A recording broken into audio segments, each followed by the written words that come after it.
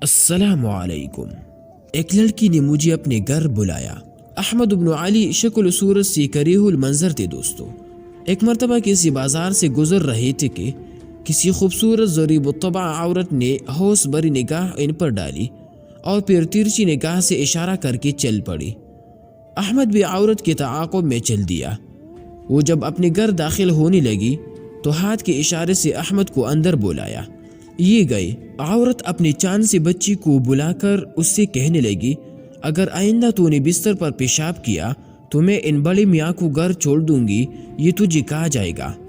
اپنی بچی کو ڈرانے کے لیے احمد کو اپنے گھر لانے والی عورت پھر احمد کی طرف متوجہ ہو کر کہنے لگی، اللہ ہمارے بڑے میاں بڑھائے رکھے اور ان کی عزت قائم و دائم رکھے۔